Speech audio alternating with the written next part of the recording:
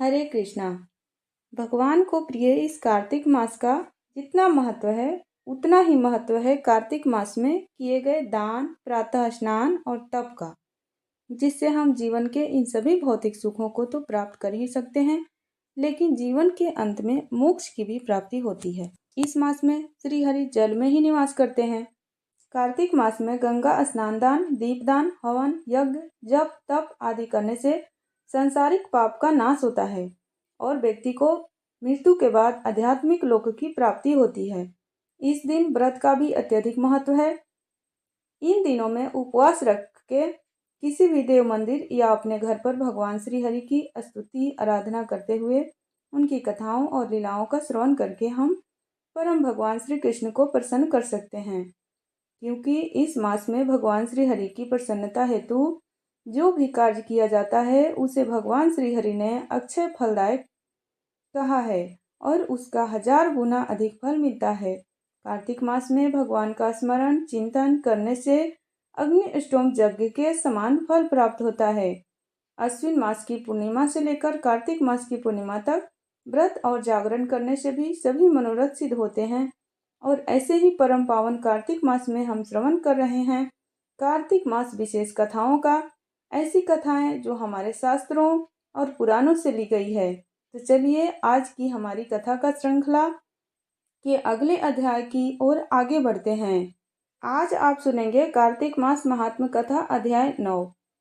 राजा पृथु ने कहा, हे मुनि श्रेष्ठ नारद जी, आपने कार्तिक माह के व्रत में जो तुलसी की जड़ में भगवान विष्णु का निवास बताकर उस स्थान की मिट्टी की पूजा करना बतलाया है, अतः मैं श्री तुलसी जी के महात्म्य को सुनना चाहता हूँ। तुलसी जी कहाँ और किस प्रकार उत्पन्न हुई, यह बताने की कृपा करें। नारद जी बोले, राजन, अब आप तुलसी जी की महत्ता तथा उनके जन्म का प्राचीन इतिहास ध्यान पूर्वक सुनिए। एक बार देवगुरु बृहस्पति और देवराज इंद्र भगवान शंकर का दर्शन करने कैलाश पर्वत की ओर चले गए। तब भगवान शंकर ने अपने भक्तों की परीक्षा लेने के लिए जटाधारी दिगंबर का रूप धारण कर उन दोनों के मार्ग में अवरोध उत्पन्न किया। यद्यपि वह तेजस्वी, शांत, लंबी भुजा और चौड़ी छाती वाले गौर वर्ण अपने विशाल नेत्रों से युक्त तथा सिर पर जटा धारण किए वैसे ही बैठे थे। तथापि उन भगवान शंकर को न पहचान कर इंद्र ने उनसे उनका नाम व धाम आदि पूछते हुए कहा कि क्या भगवान शंकर अपने स्थान पर हैं या कहीं गए हुए हैं। इस पर तपस्वी रूप भगवान शिव कुछ नहीं बोले। इंद्र को अपने त्रिलोकीनाथ होने का गर्व था। उसी अहंकार के प्रभाव से वह चुप किसी प्रकार रह सकता था। उसने क्रोधित होते हुए उस तपस्वी को धुड़क कर कहा, अरे, मैंने तुझसे कुछ पूछा है और तू उसका उत्तर भी नहीं देता। मैं अभी तुझ पर वज्र का प्रहार करता हूँ, फिर देखता हूँ कि कौन तुझ दुर्मति की रक्षा करता है। इस प्रकार कहकर जैसे ही इंद्र ने उस जटाधारी दिगंबर को मारने के लिए हाथ में वज्र लिया, वैसे ही भगवान शिव ने वज्र सहित इंद्र पर हाथ स्थगित कर दिया और विकराल नेत्र कर उसे देखा। उस समय ऐसा प्रतीत हो रहा था कि वह दिगंबर प्रज्वलित हो उठा है और वह अपने तेज से जला देगा। भुजाएं स्तंभित होने के कारण इंद्र दुखित होने के साथ साथ अत्यंत कुपित भी हो गया। परंतु उस जटाधारी दिगंबर को प्रज्वलित देखकर बृहस्पति जी ने उन्हें भगवान शंकर जानकर प्रणाम किया और दंडवत होकर उनकी स्तुति करने लगे। बृहस्पति भगवान शंकर से कहने लगे, हे दीनानाथ, हे महादेव, आप अपने क्रोध को शांत कर लीजिए और इंद्र के इस अपराध को क्षमा कीजिए। बृहस्पति के यह वचन सुनकर भगवान शंकर ने गंभीर वाणी में कहा, मैं अपने नेत्रों से निकाले हुए क्रोध को किस प्रकार रोकूं। तब बृहस्पति ने कहा, भगवान, आप अपना भक्त वत्सल नाम सार्थक करते हुए अपने भक्तों पर दया कीजिए। आप अपने इस तेज को अन्यत्र स्थापित कीजिए और इंद्र का उद्धार कीजिए। तब भगवान शंकर गुरु बृहस्पति से बोले, मैं तुम्हारी स्तुति से अत्यंत प्रसन्न हूँ। तुमने इंद्र को जीवन दान दिलवाया है। मुझे विश्वास है कि मेरे नेत्रों की अग्नि अब इंद्र को पीड़ित नहीं करेगी। बृहस्पति से इस प्रकार कहकर भगवान शिव ने अपने मस्तक से निकाले हुए अग्निमय तेज को अपने हाथों में ले लिया और फिर उसे क्षीर सागर में डाल दिया। तत्पश्चात भगवान शंकर अंतर्ध्यान हो गए। इस प्रकार जिसको जो जानने की कामना थी उसे जानकर इंद्र तथा बृहस्पति अपने अपने स्थान को चले गए। ब्रज रज की महिमा अमर ब्रज रस की है खान, ब्रज रज माथे पर चढ़े ब्रज है स्वर्ग समान।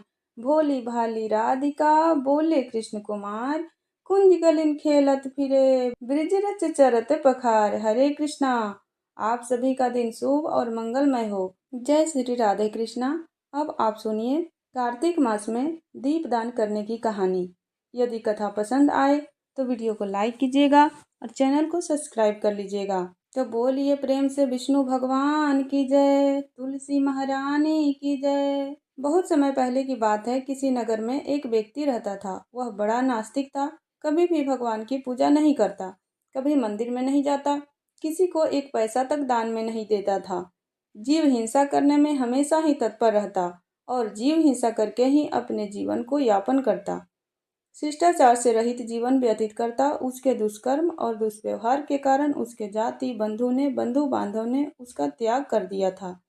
उसके घर वालों ने उसे घर से निकाल दिया था। इस तरह से दुखी होकर वह व्यक्ति अपनी पत्नी के साथ वन में जाकर रहने लगा और पशुओं को मारकर अपना पेट पालने लगा। एक बार की बात है, वह जंगल से गुजर रहा था। तभी उसे वहां पर एक ब्राह्मण बेहोश पड़े दिखाई दिया। रास्ता भटके हुए उन ब्राह्मण को देखकर, उस निर्जन वन में बेहोश पड़ा देखकर उसे उन पर दया आ गई।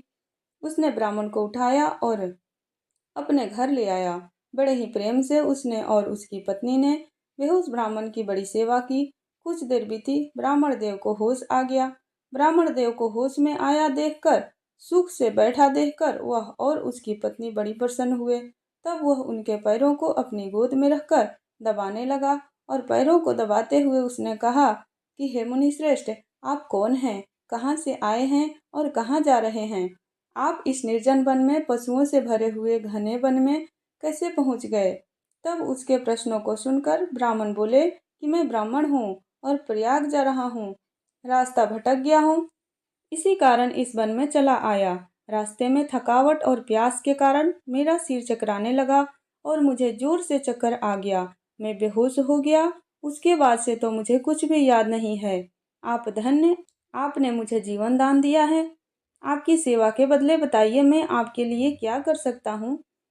तुम दोनों पति पत्नी किस कारण से इस घने और निर्जन वन में रह रहे हो? तुम्हें किस बात का दुख है?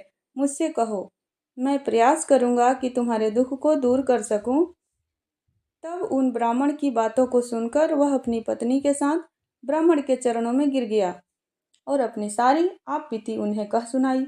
उसने अपने कर्मों और उनके परिणामों के बारे में ब्राह्मण को बताया और अपनी दरिद्रता दूर करने का उपाय भी पूछा। तब ब्राह्मण देवता सारी बात सुनने के बाद बोले कि हे महाभाग्य, मैं आपको एक ऐसा कल्याणकारी उपाय बताता हूँ जिसे बिना ज़्यादा परिश्रम किए, बिना किसी तीर्थ यात्रा के, बिना किसी दान के या अन्य किसी प्रयास के बिना भी तुम्हारी सारी दरिद्रता दूर हो जाएगी। ब्राह्मण की बातें सुनकर वह और उसकी पत्नी बड़े ही प्रसन्न हुए। तब ब्राह्मण बोले कि कुछ महीनों के बाद कार्तिक का महीना आएगा। उस महीने में सावधानी से तुम दोनों पति पत्नी व्रत करना, कार्तिक में पूजा करना और दीप दान करना। कार्तिक के महीने में दीप दान करने से तुम्हारी सारी परेशानियां जड़ से नष्ट हो जाएंगी। दीप दान करने के लिए देसी घी का प्रयोग करना चाहिए। देसी घी से दीपक जलाना। लेकिन मुझे प्रतीत होता है तुम इस निर्जन वन में वास करते हो सकता है तुम्हारे पास भी घी उपलब्ध न हो। ऐसी स्थिति में तिल के तेल का प्रयोग करना चाहिए। कार्तिक के महीने में सुबह सवेरे तारों की छांव में उठना, कार्तिक के महीने में रोज स्नान करना और भगवान की पूजा करना और तिल के तेल से दीपक का दान करना, कार्तिक भगवान का ध्यान करना और मंत्रों का जाप करना। कार्तिक के महीने में विष्णु भगवान के दामोदर स्वरूप की पूजा की जाती है।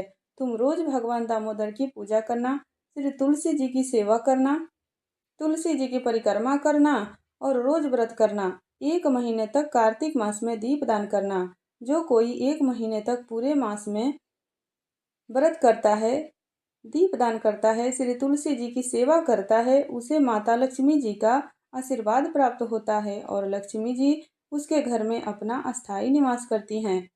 हे महाभाग्य, कार्तिक के महीने में जो विधि पूर्वक व्रत करके दीपदान करता है वह धन धान्य पुत्र और यश को प्राप्त करता है।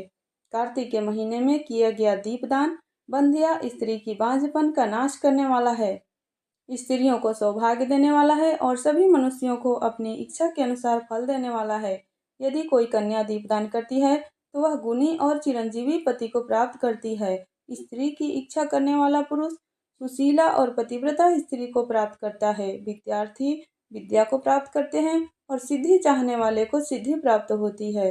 धन चाहने वाले को धन प्राप्त होती है और मोक्ष चाहने वाले को मोक्ष की प्राप्ति होती है। बिना किसी विधि के, बिना किसी शास्त्र के जो कार्तिक मास में दीप दान करता है वह अपनी इच्छा के अनुसार फल की प्राप्ति करता है। और फिर विधि पूर्वक नियम से जो कोई भी पूरे कार्तिक के महीने के व्रत करता है और दीप दान करता है उसके भाग्य का तो कहना ही क्या है। कार्तिक के महीने में दीप दान करने का विशेष महत्व है। दोनों पति पत्नी को कार्तिक के महीने की और कार्तिक में दीपदान करने की महिमा बताकर ब्राह्मण देवता वहां से चले गए। कार्तिक का महीना आया, तब दोनों पति पत्नी आलस्य को त्याग कर कार्तिक के महीने का स्नान करने लगे, व्रत करने लगे और दीपदान करने लगे। दीपदान करते करते उन्होंने पूरा कार्तिक का महीना बिता दिया। ब्राह्मण देवता के कहे अनुसार उन्होंने व्रत किया, श्री तुलसी जी की सेवा की और ऐसा करने से उनके सभी पाप नष्ट हो गए। अंत समय आने पर वे स्वर्ग को गए। हे कार्तिक के ठाकुर राय दामोदर भगवान, जैसे आपने उन दोनों पति पत्नी पर अपनी कृपा की वैसे ही सभी भक्तों पर अपनी आशीर्वाद बनाए रखना।